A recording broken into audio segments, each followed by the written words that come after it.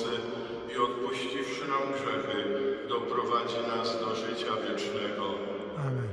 Chwała na wysokości Bogu, a na ziemi pokój ludziom dobrej woli. Chwalimy Cię, błogosławimy Cię, wielbimy Cię, wysławiamy Cię. Dzięki Ci składamy, bo wielka jest chwała Twoja. Panie Boże, Królu nieba, Boże Ojcze Wszechmogący, Panie Synu